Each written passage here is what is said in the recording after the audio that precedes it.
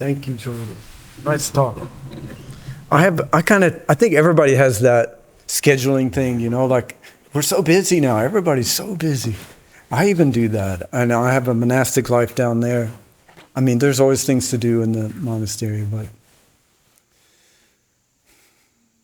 there's just so many projects I want to do. And I always have things lined up. I don't make a schedule like you do, but still, I learned that, especially with the art, if you're doing creative work, like you have to work with the momentum of the failure, like things just don't go the way you plan, but that introduces the chaos element that might be the whole thing. I think a lot of life is like that. Like you have to, not burn down the house, but there's teaching everywhere. There's so much, there's so many treasures that you uncover by just not following your linear, schedule, just going off the path. So that's part of it. I think that's the old wisdom, is that you want to be flexible with life, because life is pretty tough. You have to be flexible or you're not going to do well, And if you can take advantage of that, that's even better. Just work with it. A lot of Zen is developing a strong center so you can react, very clearly with what's happening in your life, directly. Or like he said, to be aware. There's a lot about awareness in Zen teaching. Does anybody have any questions before I start? Yeah, go ahead. We don't know. We don't know how the patterns and how things manifest, the synchronicity that's there. It's amazing, really. I think the further you go into practice, the more you realize that there's something more than yourself and control. And it's better, in fact, if you let go. That's really the point of practice, is trusting that and letting go and just being in the flow of the day, right? If there's that divinity, we can't really say. We don't try to, You want to align with it. Then whatever is happening you have this potential to get the teaching from it, or to make this beautiful work of art, or, make your life beautiful, And it's so helpful with your relations with your family. If you have that kind of mind that's just centered and calm and peaceful, and whatever comes, no problem, right? I think that's really the attitude. But divinity, I think a teacher explained this to me one time, because I said, my karma is very hot. It's like if I do something, then I get paid back right away. So I have to be really good. That's just my idea. It's just, my experience. I have to be careful. But he said, but there's always grace, There's some moments where you're just giving a gift. That's part of our human experience. If you depend on that, then that's a problem. But that is part of it. Sometimes you just receive grace. And a lot of my practice life, I was always bowing. We bow to the Buddha when we come into the room. Thank you, great ones, for all of your teaching. I have that kind of mind, And one day, not too long ago, I realized, who am I thinking, Why am I making some being there and thanking them? Right? That's kind of making something.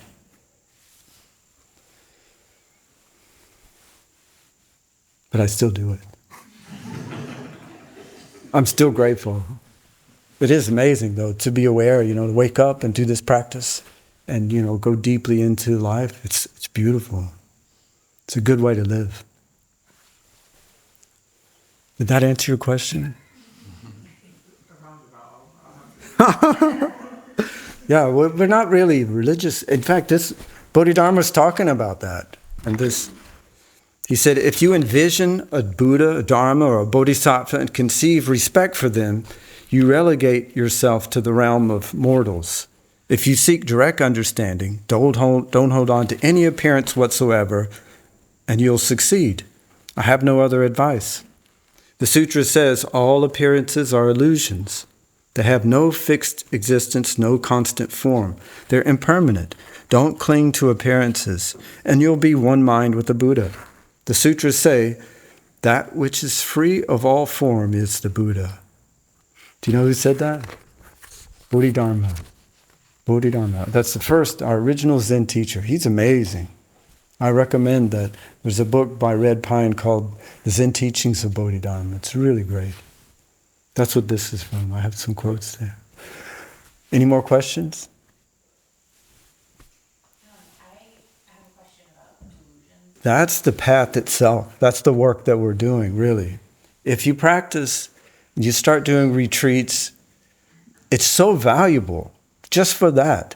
Every retreat I do, I have some insight into my life and some teaching, like directly from the fabric of your life. That's really the great teaching that you'll receive. But it does require some work, you know. You have to really just let go and be centered and try to do the work of meditation. And however that works in your life, I don't know if retreat is necessary, but to me, the long retreats especially, that's when I really gain some insight into things. It takes a while. I think it's just natural that we have this kind of practice for humans because it takes a while before you settle down and things start to pop up, you know, those teachings. But something that happened to me last winter, there's some turmoil going on in my life. I don't even remember the situation. Oh, I had a dream, okay? I had a dream about it because that's how we often process things in our day-to-day. We can't really keep up. So at night, we're kind of organizing, putting things, you know, in order and trying to prepare for the next day of stress. You know, a lot of that work we do automatically in the background too during the day. We're constantly moving things around and trying to figure out how to align with something, you know. But during the dream, I had this big, huge palace that I was working at. I'm a carpenter before, so I was working as a carpenter, and the owner was away, and my family showed up. And they were in every room in the palace, all kinds of people everywhere. And then the owner came back, and he said, who are all these people? And this is broken, and what's going on, you know? And it was, you know, a dream, like there's no way to resolve anything. Like you're just trapped in this, you know, how do you get all these people out? And while I was talking to him, I noticed on a balcony above his palace, there was a nun sitting up there. And just perfect peace, beautiful, beautiful, you know, joyful, radiant, enlightened person right there. And as soon as I saw her, everything was fine. Everything was fine. So I realized, you know, that was the teaching I got. Yeah, there's always turmoil. It can't be resolved. But that's our path, right? That's where you should put your energy. You're not going to resolve this. Don't touch it, you know. Don't even try. You know, that's the path. That's why the statue's up there. Like when you see it, that's an example. You know, perfect peace. They own that, you know. That's yours. Take that.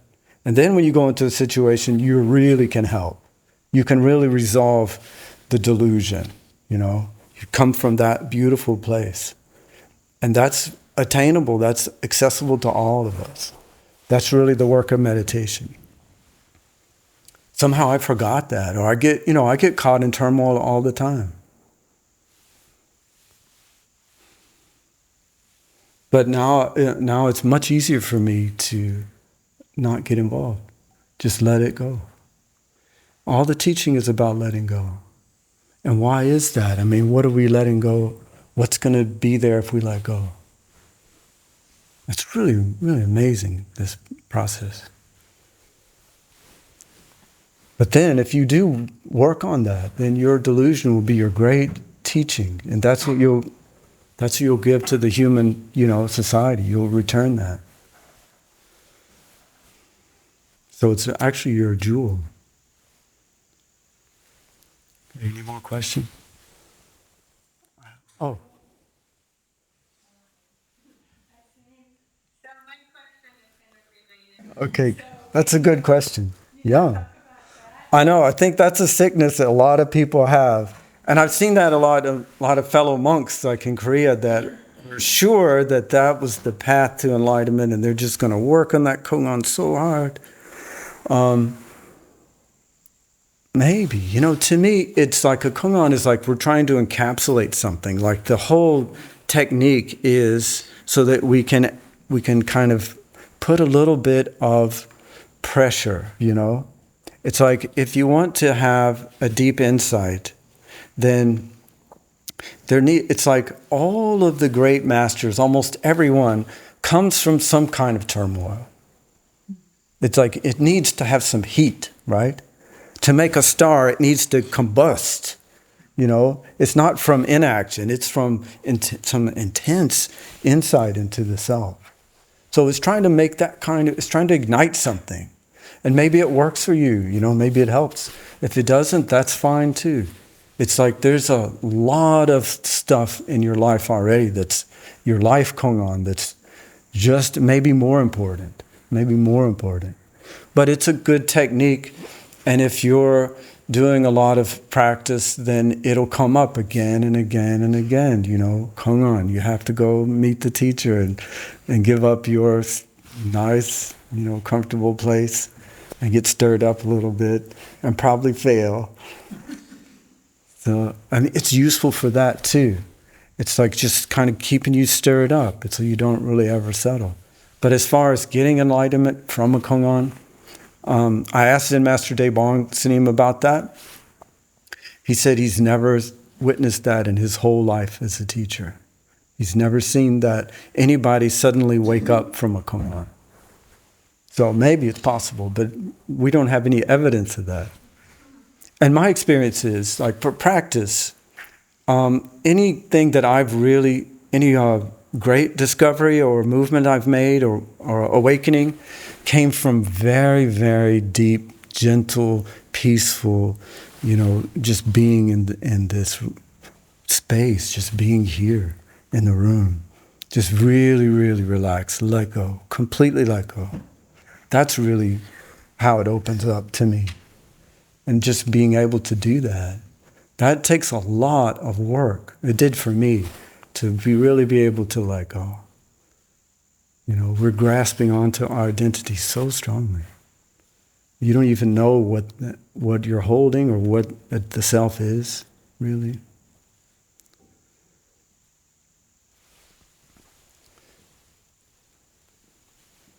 But try the koan method. Maybe you'll teach us all something. Rena, do you have a question? Yeah. Yeah. Zen Master Sung San said one time, and he took it back, but he did say it. He said, all of my teaching is that for one moment, you can see your true self. I don't know why he took that back, because to me, that's the most beautiful thing I've ever heard. And I absolutely agree with that. And if you touch it, if you see it, then everything's changed. Then you shave your head. You're done. So, that's to me what it is. But I don't know. I'm not Zen Master Sung San. I'm not, fully enlightened Zen Master. So, that's a rare thing to have someone like that. And probably to him, the koan is something, I don't know. He didn't get enlightenment through a koan. So, I don't know. Are there examples really? Do we know any? Kwan Heng Sunim?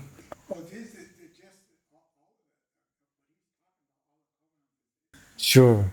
Just I always think, okay, we have the way that we approach that to the public, but what does it mean to wake up? That's always been my experience, though. We have a way of talking that is kind of dry, and you have to make this your own. And what does it mean to wake up? Does it mean I'm sitting here talking to you? Is that really describe what I've been through? Or I can't say that I'm awakened, but it's yes. Well, yeah, that's a kind of the same thing, like we explain this awareness with many different metaphors, but they all kind of mean the same thing. Every religion points to the same thing. It's all just, finding your true nature, your true self, contacting that, bringing that. It's like as soon as you start practicing almost. I was talking to somebody about this recently, and they had a different experience. But to me, the way that I remember, like right away when you're doing meditation, you're aware that you're having a thought, right? You have this part of your mind that can observe that you're feeling something, right? You already have an awareness that there's some other part of you that can just observe, that's not involved in all this emotion. So you get some separation. You begin to study the self that this identity that you keep, right? So already, even in the very beginning, you have some ability to observe, right? So what is that? What is that mind? I mean, look into that. You have to be curious about what yourself, if you want to understand your true nature, how can your mind observe itself? There's so much there. That'll help you a lot. When you're sitting in meditation, are you just completely immersed in your thoughts, or can you just observe? Try that. And also, when you're sitting, you're supposed to just see the floor, breathe in, breathe out, or whatever your technique is. Rely on that. Just that pattern itself, you'll begin to, that's a really more important, I think, than the Koan.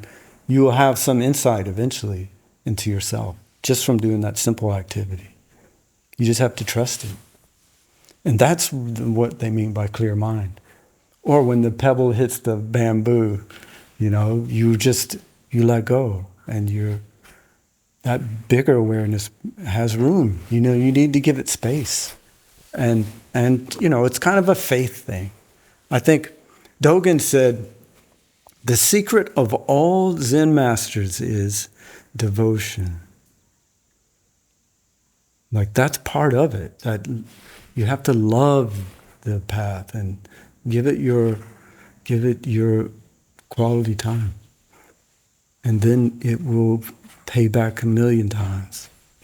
And that's what clear mind is to me. It's not just, I can see the floor is brown. But that's Zen, right? That's just like a koan. That is a koan. So your mind just gets kind of frozen. Like, what do you mean this is my true self? It's a brown floor. Yeah, I used that in an explanation to some scientists who were in Korea that were doing a temple stay with us at Musangsa. And so they ask about these kind of questions too. And how do you explain the floor is brown? How does that make sense to people that aren't Zen students? The floor, it's just the floor is brown. That was pretty tricky. I mean, trying to convey Zen to people that are very smart and very curious about life, but aren't Zen students. And it's something like, we say that, actually, I first heard this in this monastery a long time ago. George Bowman, who's a Zen master too, he said his favorite word is thusness. Thusness, which is kind of a Christian word.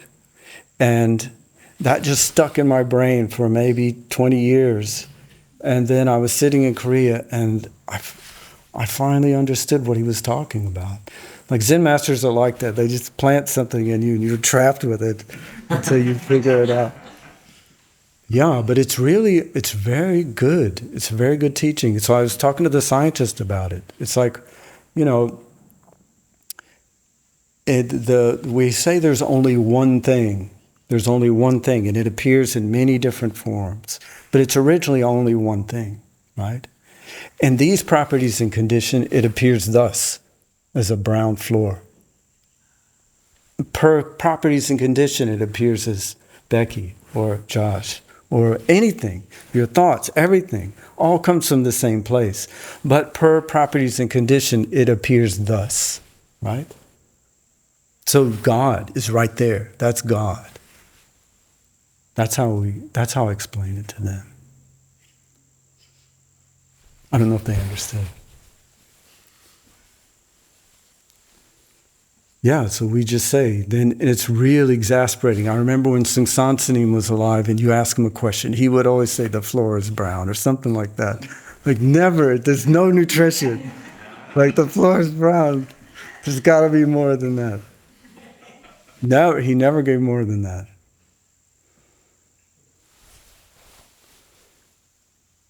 Shall I read some? What time is it? Oh, it's already time. I feel like I really took advantage of your questions. I can read something. I mean, I talked a little too much. I'm sorry. Okay, I'm just reading from the middle of this. The Bodhidharma is amazing, so I'm sure it will make sense. The ultimate truth is beyond words. Doctrines are words. They're not the way. The way is wordless. Words are illusions. They're no different from things that appear in your dreams at night, be they palaces or carriages, forested parks or lakeside pavilions. Don't conceive any delight for such things. They're all cradles of rebirth. Keep this in mind when you approach death. Don't cling to appearances, and you'll break through all barriers. A moment's hesitation, and you'll be under the spell of devils. Your real body is pure and impervious, but because of delusions, you're unaware of it. And because of this, you suffer karma in vain. Wherever you find delight, you find bondage. But once you awaken to your original body and mind, you're no longer bound by attachments. Anyone who gives up the transcendent for the mundane, in any of its myriad forms, is immortal. A Buddha is someone who finds freedom in good fortune and bad. Such is his power that karma can't hold him. No matter what kind of karma, a Buddha transforms it. Heaven and hell are nothing to him. But the awareness of a mortal is dim compared to that of a Buddha, who penetrates everything inside and out. Okay, thank you for coming today. Good to have everyone in the monastery.